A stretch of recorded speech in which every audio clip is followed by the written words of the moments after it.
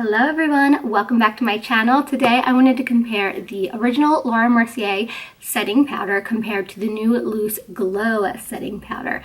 The new one is supposed to be very glowy, very fresh, very youthful. So I'm excited to play with it because you guys have been watching my channel. I don't like the original Laura Mercier setting powder.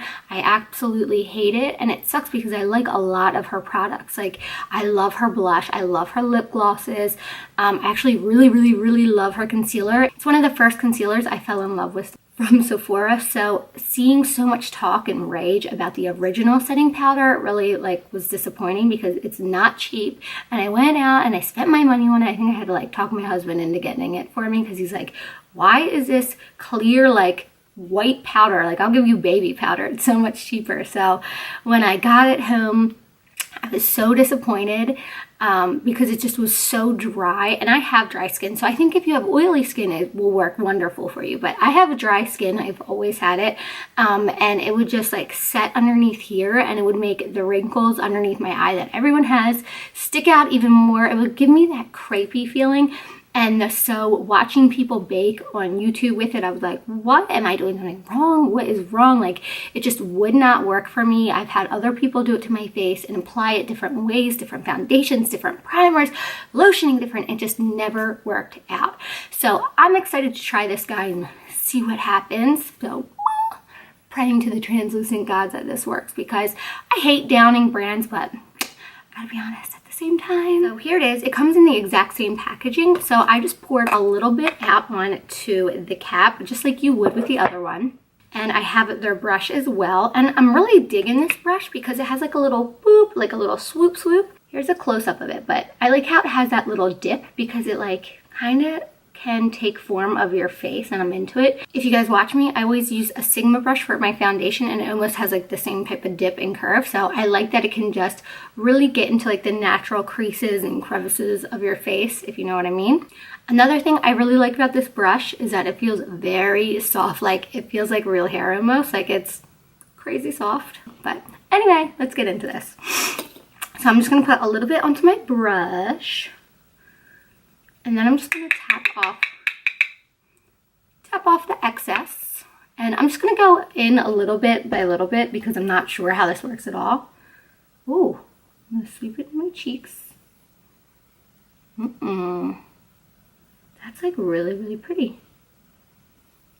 Ooh, that's super pretty. So I have the brush facing vertically, with the head at the top. Wow, I really like that. And a little technique that I always do because I'm not a huge contour person. I like to keep it kind of natural.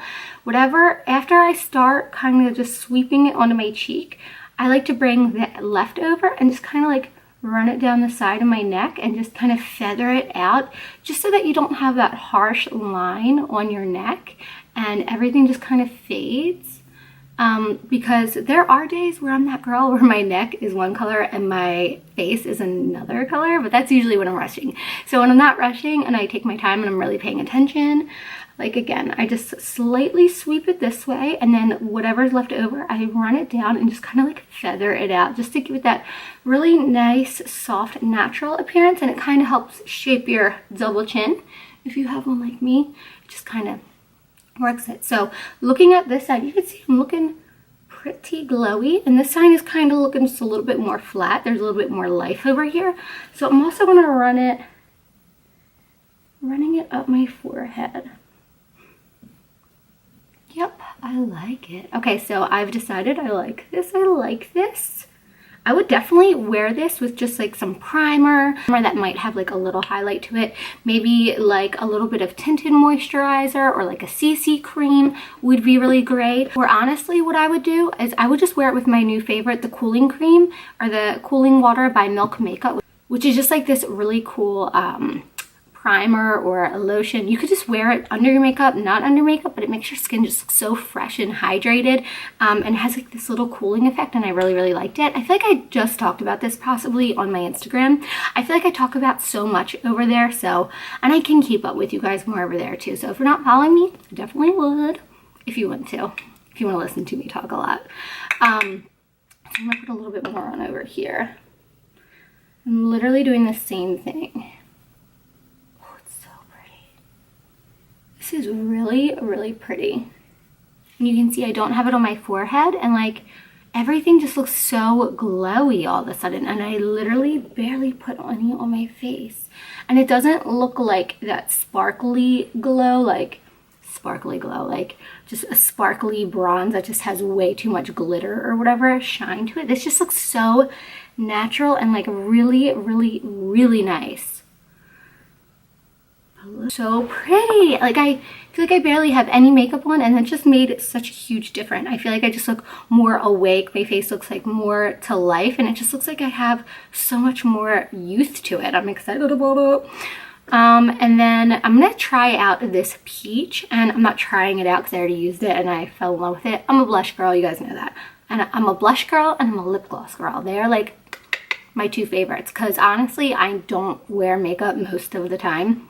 Normally day to day I wear a really good moisturizer or like lotion or something like that, and if I want to look a little bit put together, I do a little lip gloss, and then I do a little blush where I do like something that has like a little bronzer, a little blush to it, like just something to make my face look more awake. But I love letting my freckles show through.